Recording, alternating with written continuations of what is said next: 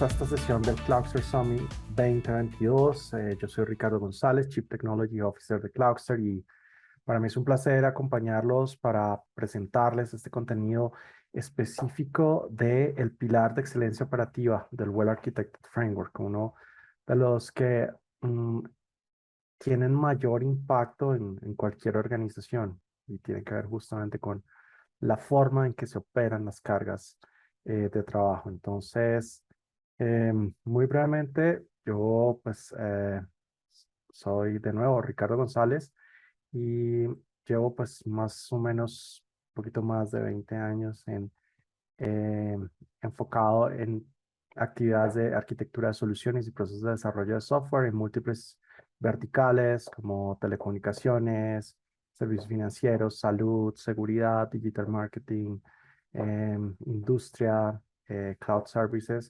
Hago parte de varios programas mediante los cuales apoyamos a clientes en su definición de estrategia tecnológica como Microsoft Regional Director o como Black Belt de seguridad y modernización de aplicaciones. Soy arquitecto certificado de la IASA y de AWS. Entonces, entremos en materia. Entonces, repasemos rápidamente qué es el Well Architected Framework. Básicamente, el Well Architected Framework es una consolidación de conocimiento y experiencia de múltiples años en el diseño, implementación y operación de cargas de trabajo en la nube.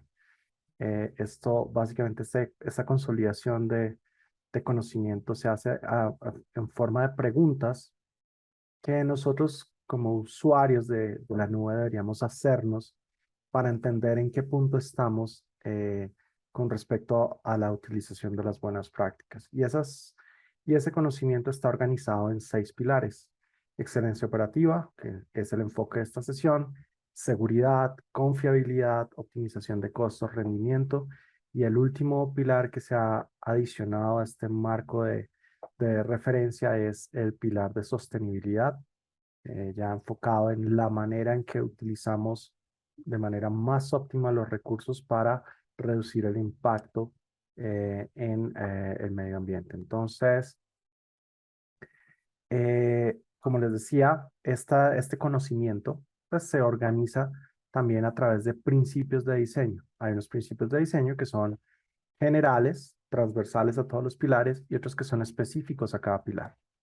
Los principios generales se enfocan principalmente en cómo se aprovecha de manera efectiva la nube en sí, en sus principios básicos, en sus conceptos básicos, como el aprovisionamiento de capacidad adecuada, el right sizing, la capacidad correcta para las diferentes necesidades, la capacidad de escalar a cualquier nivel, a nivel de producción, muy fácilmente, muy rápido, y poder hacer pruebas también en ambientes muy similares a los de producción, ya que esto lo podemos hacer provisionando recursos y eliminando recursos después de nuestra prueba, lo cual nos permite pues no requerir inversiones muy grandes para poder armar estos escenarios. El otro principio importantísimo es el enfoque en la automatización para poder acelerar y facilitar la experimentación arquitectónica. Y esto tiene que ver con cómo la automatización me permite aprovechar mejor el esfuerzo y el tiempo en el aprovisionamiento de los recursos, en las modificaciones sobre esos recursos, de tal manera que ese tiempo que me ahorro en todos estos procesos los puedo aprovechar en la mejora de mis aplicaciones, de mis cargas de trabajo. También esta automatización se enfoca en habilitarnos la evolución de la arquitectura, ¿no? Entonces, eh, como constantemente están saliendo nuevos servicios, nuevas características en los servicios, eh, mm, entonces, pues básicamente lo que deberíamos hacer es siempre estar considerando y explorando esos nuevos servicios de tal manera que nos puedan simplificar la complejidad de nuestras aplicaciones, o mejorar el performance, o mejorar la confiabilidad, o hacer más sencilla la operación. Digamos que la arquitectura de las aplicaciones, de las cargas de trabajo, debería ir evolucionando en la medida que tenemos a la mano más servicios y más capacidades. Guiar la arquitectura a partir de datos, porque pues es una decisión más objetiva, no son temas subjetivos, tenemos en la nube podemos trazar absolutamente todo, entonces podemos tomar decisiones basadas en esos datos, en evidencia real y no en impresiones subjetivas. Y por último está el mejorar a través de los días de juego o los game days, que es una práctica mediante la cual introducimos caos en nuestras aplicaciones, en nuestras cargas de trabajo para retarnos como equipo y retar nuestra solución. Entonces, es ver qué tan lista está nuestra carga de trabajo para soportar escenarios de fallo, ver qué tan listo está nuestro equipo para soportar incidentes, atender situaciones de fallo. Entonces, es esa filosofía de que no sabemos si estamos listos hasta que suceden los eventos, ¿no? Entonces, poder simular esos eventos eh, para verificar nuestra capacidad de preparación ante ellos. Entonces, enfoquémonos, como les decía, el día de hoy en el pilar de la excelencia operativa. Y lo primero que tenemos que abordar es cuál es el objetivo de este pilar, entender en qué se enfoca. Y el objetivo de la excelencia operativa tiene que ver con cómo nos organizamos para entregar valor de negocio de manera efectiva, la habilidad que tenemos para ejecutar y monitorear las aplicaciones eficientemente y efectivamente, y la mejora continua de los procesos y procedimientos para soportar y operar dichas cargas de trabajo. Entonces, es enfocarnos en el valor, en la capacidad y en el mejoramiento. Y esto, pues, digamos que muchas veces no tiene tanto que ver con la tecnología per se, sino con los procesos que yo implemento como organización. Entonces, esos principios de la excelencia operativa se enfocan son bien específicos y lo que buscan es lograr esos objetivos que acabo de mencionar. Entonces, realizar las operaciones como código. Este es uno de los principios que más comúnmente se ve que faltan de implementar en las organizaciones. Las organizaciones están tradicionalmente acostumbradas a una operación mucho más manual, menos centralizada, menos a escala. Y en la nube, pues básicamente lo que tenemos es una escala muy grande y podemos crecer mucho en cargas de trabajo, en cuentas, en tipos de servicios utilizados. Entonces, eh, los procesos manuales, paso a paso, a través de interfaces gráficas, tienden a ser poco consistentes, poco efectivos, no son rápidos, eh, son muy sujetos al error humano. Pues las operaciones como código, llámese infraestructura como código, procesos de automatización vía scripting, procesos de automatización vía workflows, ayudan a garantizar la consistencia en esas operaciones, la repetibilidad, la efectividad y la eficiencia, la velocidad con la cual nosotros hacemos esa, em, esa operación de forma efectiva. Otro de los principios importantes de la excelencia operativa tiene que ver con la manera en que hacemos cambios sobre nuestras cargas de trabajo. Y esto básicamente está muy alineado a las prácticas eh, ágiles, a los principios y a los valores de DevOps, y es hacer cambios pequeños y reversibles. ¿Por qué? Porque entre más grandes sean nuestros cambios, pues vamos a tener potencialmente mayor impacto en caso de fallar. O sea, hay que considerar que siempre las cosas pueden fallar. Y qué tan listos estamos para el fallo es súper importante para garantizar una operación efectiva.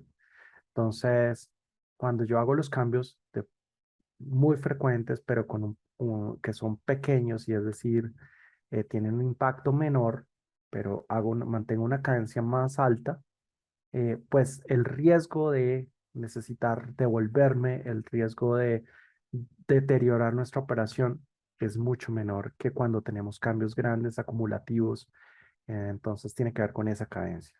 Refinar los procedimientos operacionales frecuentemente.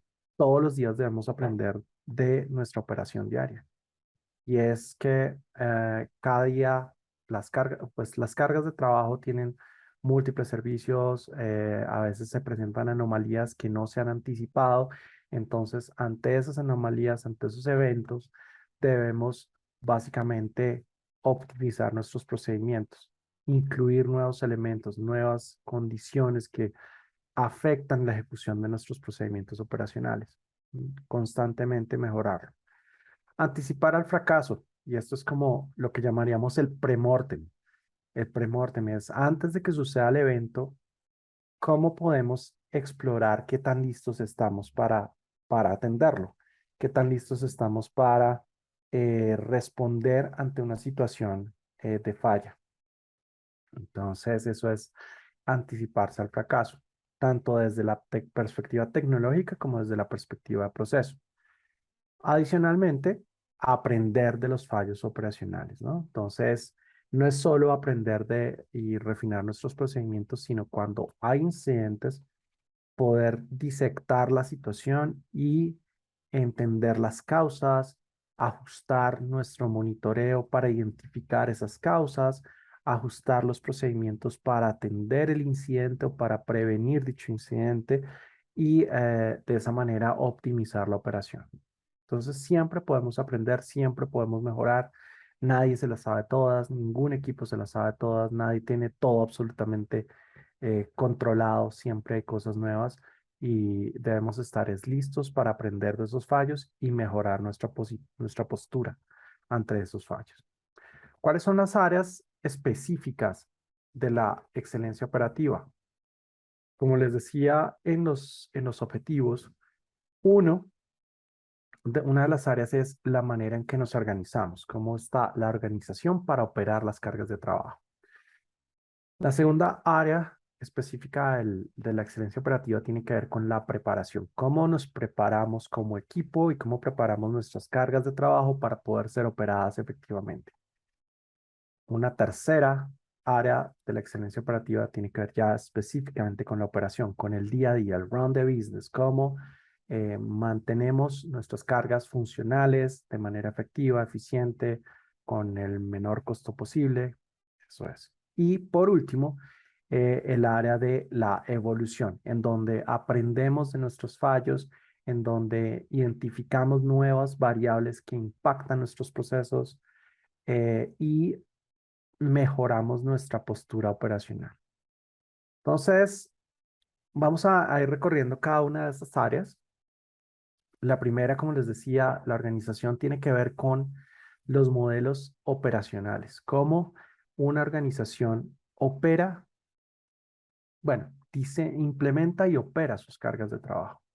Entonces, hay un modelo que nos permite, o una forma mediante la cual podemos analizar y comparar esos modelos operacionales, y es la vista de dos por dos. Entonces, básicamente lo que hacemos en esta vista de modelo dos por dos es separar en diferentes ejes lo que tiene que ver con aplicaciones y plataforma versus la ingeniería de las operaciones. Entonces, básicamente, la columna de ingeniería tiene que ver con la construcción, la implementación de esos diseño e implementación de las cargas de trabajo, la ingeniería requerida para hacer esa implementación y, y en las filas de aplicaciones y plataformas, pues es básicamente la ingeniería de aplicaciones y la ingeniería de plataforma, cómo se construye. Y la columna de operaciones representa cómo se operan una vez construidas y desplegadas esas aplicaciones y esa plataforma. Entonces, las organizaciones agrupan estas responsabilidades de diferentes maneras dependiendo de su modelo operacional. Entonces, una primera aproximación es cuando todo está separado y es el modelo más tradicional. Las organizaciones más clásicas o tradicionales separan esas responsabilidades en grupos y equipos independientes. Está el equipo de aplicaciones y hay un equipo que se encarga de la ingeniería, el diseño y la construcción de las aplicaciones y otro equipo que se encarga de la operación de dichas aplicaciones. ¿Sí? Son equipos completamente independientes. Lo mismo sucede con la infraestructura. Entonces hay un equipo de ingeniería de plataforma que define y provisiona en ambientes no productivos esa infraestructura y la plataforma sobre la cual corren las aplicaciones. Y hay otro equipo diferente que realiza la operación de las mismas. Entonces, fíjense que es un modelo así tradicional ya crea ciertos retos. Retos, por ejemplo, de comunicación. Al ser equipos independientes, no van a tener el mismo conocimiento el equipo que construye o que diseña una plataforma o que diseña una aplicación eh, que el entendimiento que puede tener el equipo que la opera. Está limitado por la transferencia de conocimiento y la comunicación que haya durante esos procesos dejando ver entre el uno y el otro. Eso es una limitante por definición ya, digamos, es una estructura de silos porque no hay un flujo de información efectivo generalmente en estas organizaciones de esta manera, estructuradas de esta manera. ¿Cómo han venido las organizaciones abordando esta situación? De diferentes formas, tratando de romper esas barreras de comunicación y de responsabilidad, y entonces empieza a ver los modelos operacionales en donde la ingeniería y la operación de aplicaciones y la ingeniería y operación de infraestructura o de plataforma están separadas, pero hay un gobierno centralizado. Entonces, nuestros mismos ejes, pero aquí la ingeniería de aplicaciones abarca, digo, la capa de aplicaciones abarca tanto la ingeniería como las operaciones. Y lo mismo sucede con la plataforma. Entonces, aquí básicamente lo que se quita un poco es la frontera entre la ingeniería y las operaciones, manteniendo un gobierno centralizado de tal manera que haya una visibilidad completa de todo, no que todo esté separado y hay un gobierno independiente por esas unidades. Eso es importante y digamos que ayuda a mantener una mejor visibilidad y una operación más fluida porque el conocimiento es más cercano, más profundo también en los aspectos operacionales. Ahora, una tercera estructura mediante la cual muchas organizaciones funcionan es tercerizando parte de la operación y de la ingeniería de plataforma. Entonces, por ejemplo, un modelo operacional en el cual la ingeniería de operaciones de aplicaciones es transversal, eh, está separada de la plataforma también, pero se apoyan en un proveedor de servicios administrados, ya sea para tanto la parte de ingeniería como la parte de operaciones, que se especialice un poco más en los aspectos ya más particulares de la operación y no solo la definición, ¿sí? Entonces, básicamente aquí es apalancar con terceros un servicio transversal sobre la plataforma. Eso es una transición también común en la cual pues las organizaciones no requieren adquirir todo el talento y toda la capacidad internamente, sino que la adquieren o la utilizan a través de un proveedor externo de servicios. Pero también hay otras aproximaciones en las cuales en la nube en particular, un modelo operacional un poco variado de esto, es cuando ya hay una estructura de operación de nube mucho más definida. Entonces, tenemos la ingeniería de aplicaciones igual transversal, la ingeniería de plataformas transversal, pero nuestros proveedores o nuestros terceros proveedores nos ayudan tanto como en la ingeniería de aplicaciones y de plataforma, como en la operación de esas aplicaciones. ¿Por qué? Porque muchas veces cuando ya hay cargas de trabajo más nativas a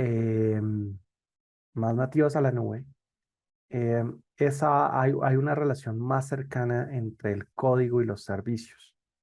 El código y la infraestructura como código, se aprovecha mucho más la automatización. Entonces, las aplicaciones, digamos, y la definición de la infraestructura terminan siendo algo que van muy, muy unidos, muy relacionados, aunque se puedan gestionar como artefactos independientes, van muy entrelazados. Entonces, allí el valor de un proveedor de servicios que apoye también en la operación de aplicaciones y en la operación de esa infraestructura y de toda la plataforma. Esto es más o menos muy cercano el rol que nosotros como Cloudster proveemos a muchos de nuestros clientes. No, aportamos tanto en la definición de ingeniería de plataforma como en la operación de plataforma y en la operación de aplicaciones. Y esto pues ayuda a nuestros clientes a quitarse una responsabilidad operativa fuerte y reducir las exigencias de profundización técnica y conocimiento profundo sobre la operación de nube pues obviamente los hace avanzar más rápidamente con nuevas cargas de trabajo. Y el último modelo es en el cual está separado el, el equipo de aplicaciones, de ingeniería de operaciones de aplicaciones y el equipo de plataforma, pero como les decía, el equipo de aplicaciones al final adquiere más responsabilidad no solo sobre la aplicación, sino sobre la infraestructura, porque como les decía, a la medida en que somos cada vez más nativos a la nube, tanto la infraestructura como el código van entrelazándose o tienen una relación más cercana y básicamente yo diseño el código muy asociado a los servicios que utilizo, entonces casi que puedo integrar la definición de los servicios y recursos que voy a utilizar con la definición lógica de nuestras aplicaciones. Entonces, esto es un escenario en el cual ya se evidencia una gran madurez operativa, organizacional y un flujo de información mucho más fuerte, más profundo entre las diferentes ejes de operación. Entonces, si se fijan en todo lo que hemos hablado hasta el momento, no hay ningún elemento de tecnología. Todo esto es un tema de procesos y organización.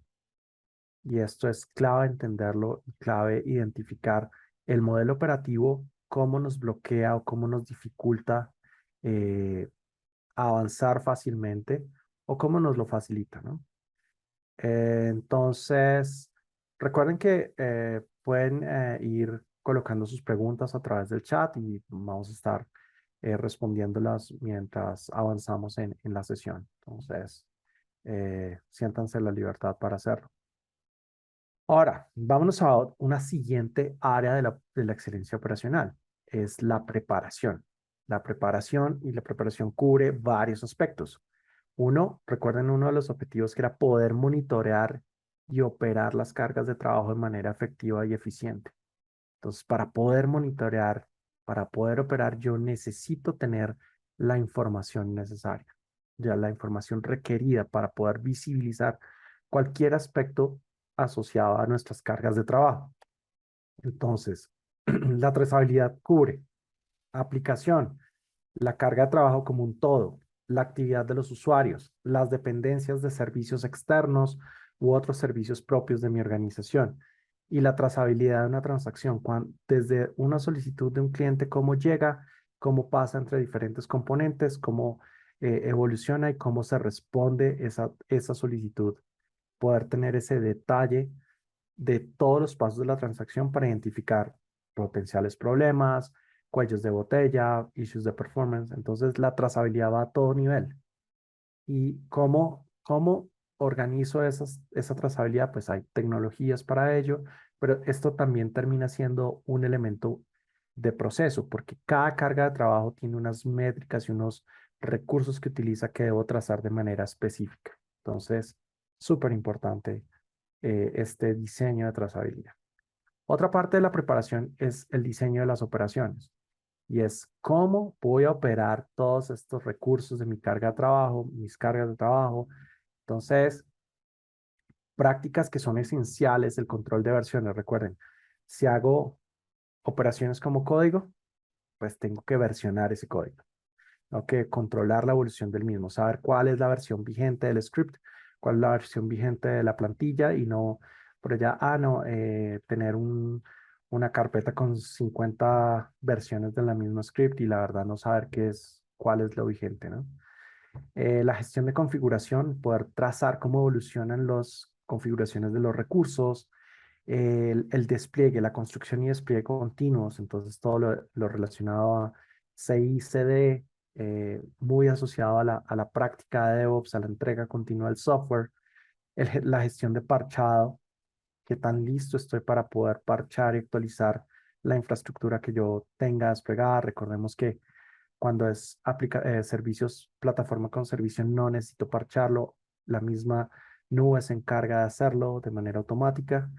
Definir estándares de diseño, prácticas para mejorar la calidad del código, tener múltiples ambientes para poder probar la calidad de mis entregables como aplicaciones, como infraestructura, como plataforma. Eh, la práctica de los cambios pequeños, frecuentes y reversibles, poderme diseñar todos mis cambios para poderme devolver, poder hacer el rollback y automatizar todo ese despliegue, que una vez hecho una entrega al ambiente principal, al master, a la rama principal, ese despliegue sea automático y sea constante todo el tiempo. Ese es el objetivo ideal del diseño de operaciones. Preparando estos aspectos, pues podemos tener seguramente una operación mucho más fluida. Ahora, también hay que mitigar los riesgos del despliegue, lo que hablábamos. Si son cambios pequeños, que sean fáciles también de reversar, entonces debo planear para los cambios fallidos.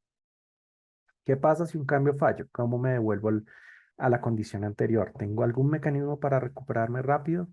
¿Cómo pruebo y valido los cambios? ¿Tengo ambientes alternos para hacerlo, para verificar que el cambio va a funcionar bien?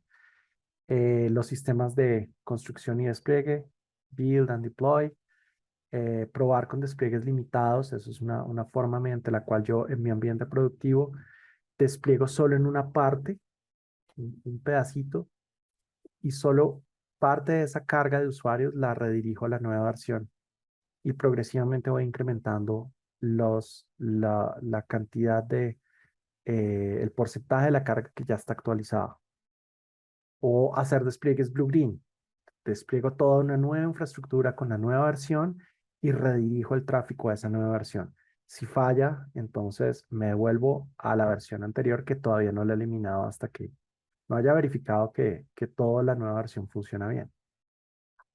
Entonces, todo esto tiene que ver con esos riesgos de despliegue, cómo puedo automatizar la prueba y el rollback, el despliegue, la prueba y el rollback. Por otro lado, la preparación operacional. Mi equipo está listo, mi equipo entiende los servicios que requiere la carga de trabajo que estamos desplegando. Debemos revisar cómo está organizado el equipo para que operacionalmente pueda atender esas solicitudes normales que hay como parte del soporte y del mantenimiento de una carga de trabajo. Definir los runbooks, las recetas con las cuales vamos a hacer las tareas cotidianas. Esos runbooks pueden ser procedimientos o pueden ser automatizaciones. Eso es lo ideal, que sean automatizaciones. Los playbooks, que es la forma mediante la cual nosotros abordamos un incidente, las heurísticas que seguimos, entonces, guías para diagnosticar, guías para remediar incidentes, son los playbooks. Y lo que hablábamos del premortem, decisiones informadas. Ante ciertos eventos, poder estar ya preparados antes de que sucedan de cómo vamos a abordarlos. ¿Ok? Entonces, fíjense que todo esto es un aspecto procedimental y no tecnológico. Entonces, Esto tiene que ver, esto que vimos organización y eh, preparación, ¿cierto? Ahora vamos con la tercera área, el tercer área de la excelencia operativa que tiene que ver con ya la operación. Una vez ya nos hemos preparado para operar nuestras cargas de trabajo, entramos en operación. Y aquí, pues, ¿qué debemos definir de nuestra carga de trabajo? ¿Cómo saber que nuestra carga de trabajo está bien, está saludable?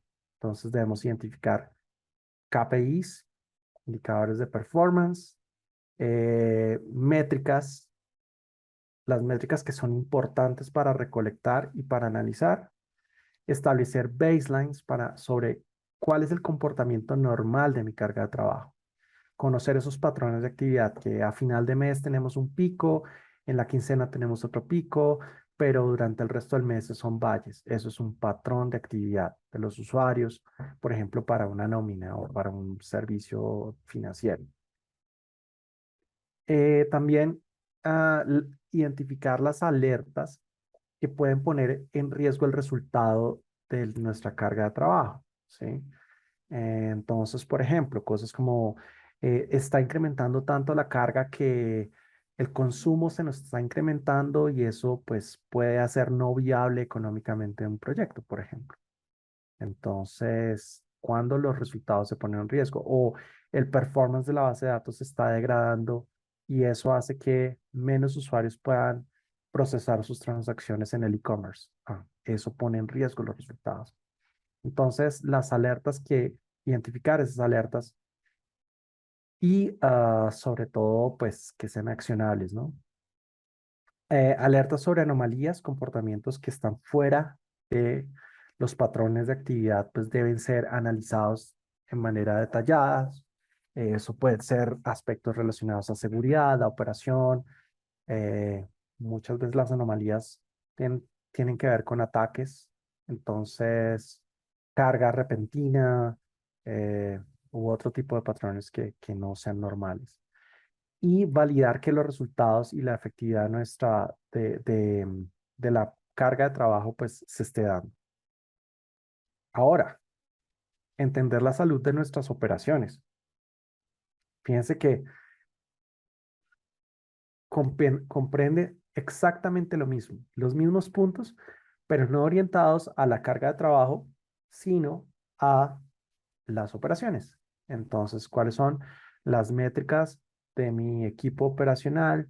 ¿Cómo las analizo? ¿Cómo las reconecto? ¿Cómo defino líneas base? ¿Cómo aprendo esos patrones de actividad?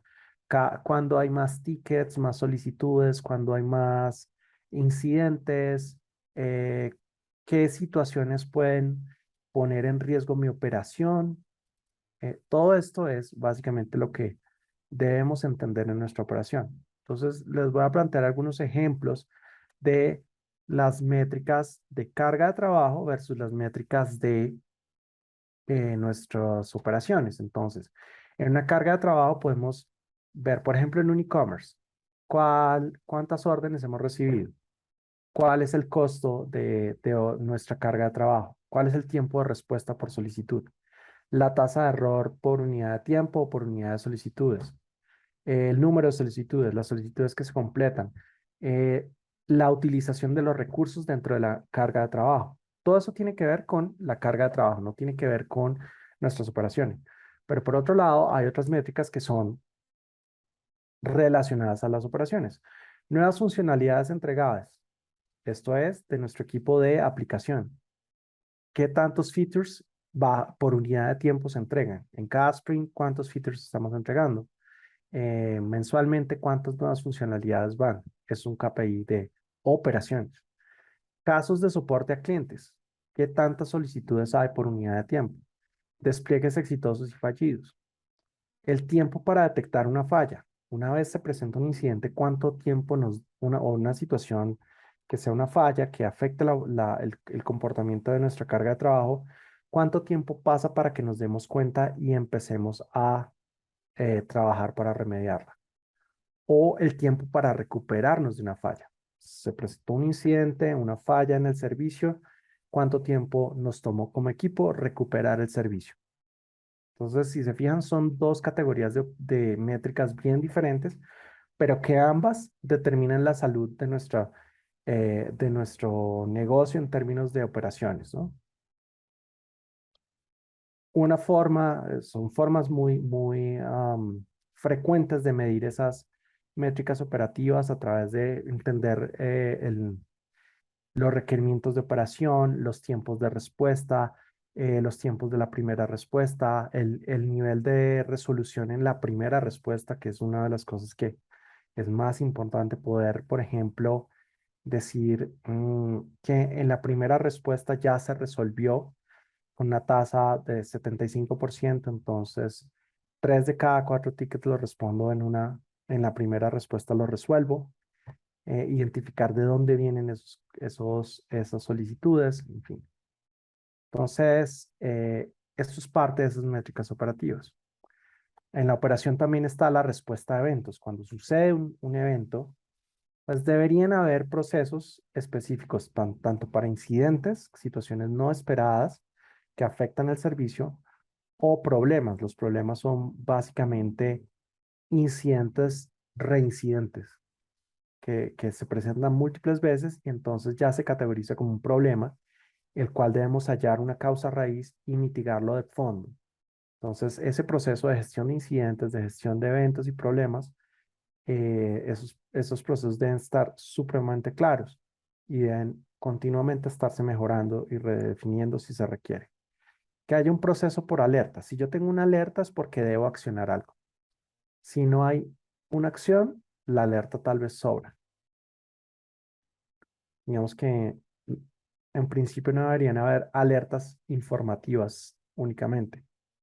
Las alertas deberían representar una acción que se debe tomar para remediar la situación.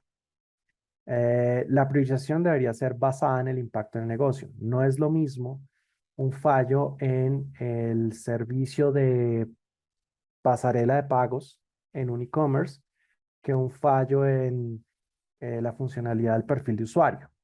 El perfil de usuario pues no impacta tanto al negocio como sí poder recibir las transacciones de pago en el e-commerce. Entonces, la priorización debe estar dada por ese impacto en el negocio. Definir las rutas de escalamiento, cómo llegan las solicitudes, cómo se escalan dependiendo de las capacidades de los equipos, utilizar notificaciones, no hacer polling, es decir, no tener que ir a mirar para saber qué está pasando, sino que la misma plataforma nos notifique sobre los eventos que requieren la atención. Tener dashboard personalizados.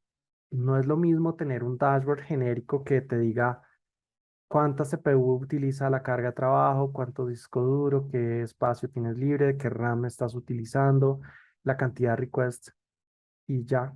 Eso pues es una cosa muy genérica, pero yo debo personalizar mis dashboards para entender las métricas relevantes en mi carga de trabajo. Entonces, funcionalmente debo tener esas métricas, las transacciones por unidad de tiempo, el número de clientes, usuarios concurrentes, cuántos, el tema de recursos, pues también ya son diferentes vistas que yo debería tener preparadas para entender muy rápidamente el estado de salud de mi carga de trabajo. Y por último, y muy importante, es automatizar la respuesta a los eventos.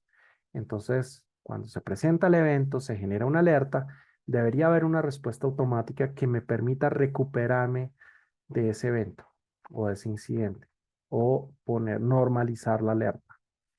Eso es la respuesta. Entonces, o sea, ese es el objetivo máximo de la operación y respuesta a eventos, poder automatizar esa solución.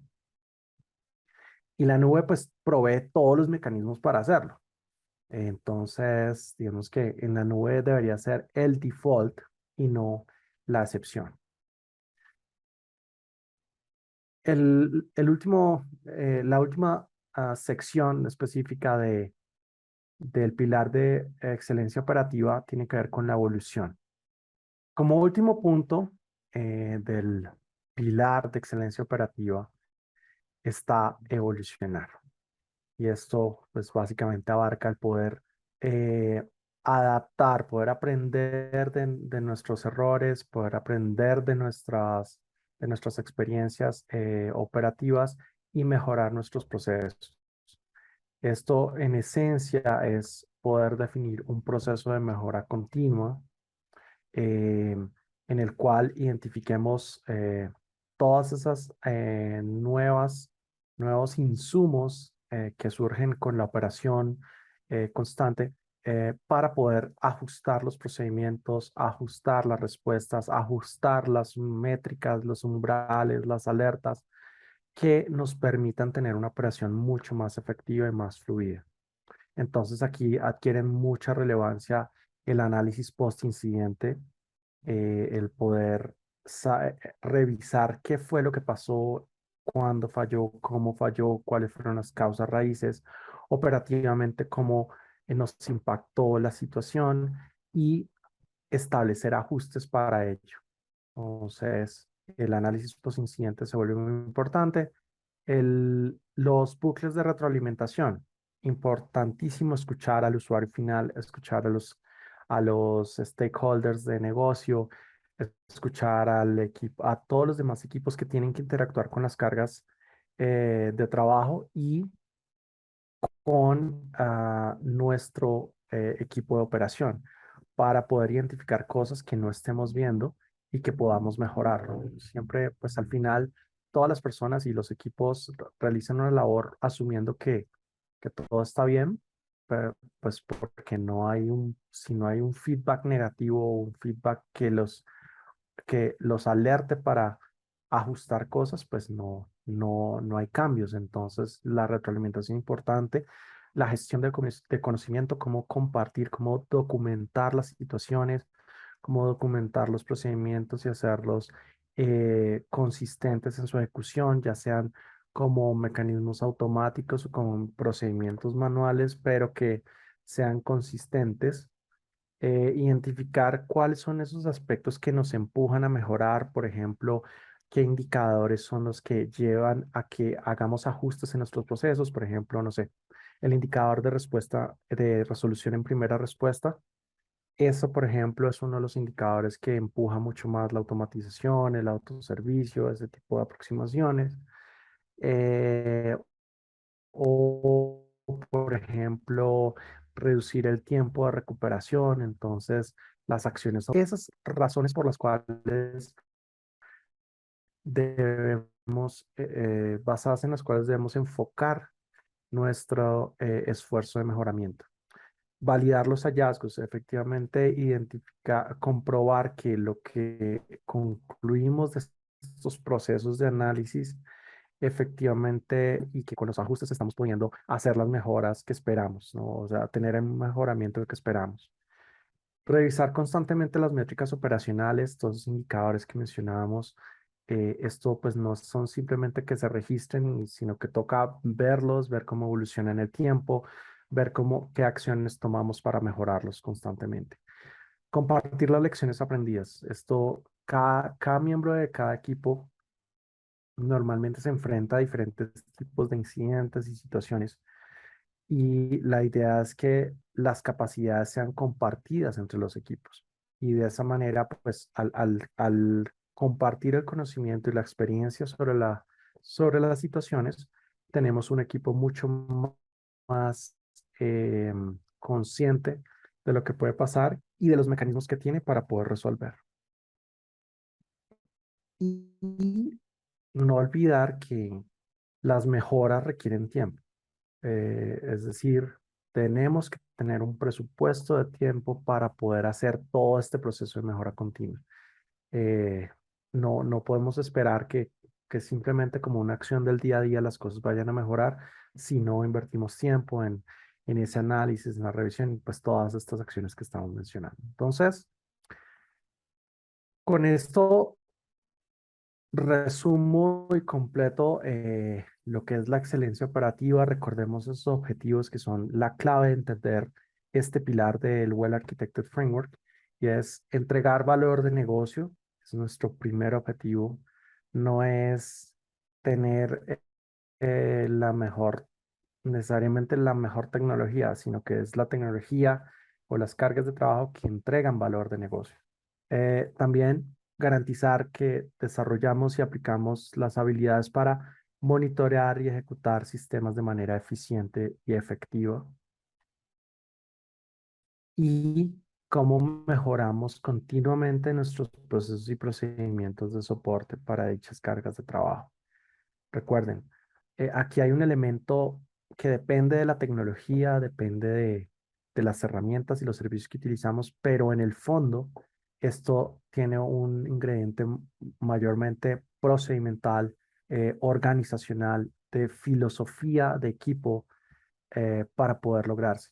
Entonces, mi mensaje aquí para toda nuestra audiencia, que bueno, por cierto, viene de múltiples geografías, em, mi mensaje aquí es, revisemos nuestra estructura, nuestros procedimientos, nuestros procesos, identifiquemos claramente cuáles son esos bloqueantes, cuáles son los puntos, los cuellos de botella, los indicadores más débiles, y establezcamos planes de mejoramiento, análisis, hagamos retrospectivas, revisemos, hagamos esa introspección como equipo sobre qué cosas están fallando y qué aproximaciones podemos seguir para mejorarlas. Piensen siempre en la automatización como una opción supremamente valiosa, y sobre todo pues instrumentemos y midamos tanto nuestras cargas de trabajo como nuestros procesos operativos de tal manera que podamos tener una referencia para poder accionar. Siempre tomemos las decisiones basadas en datos y no basadas en especulaciones e impresiones. Eso es uno de los principios del Water Architect. Entonces, pues con esto me despido en esta oportunidad. Les agradezco muchísimo toda su atención, y espero poderles haber aportado eh, algo más para mejorar su proceso de adopción y consolidación en el uso de la nube. Muchísimas gracias y que estén muy bien.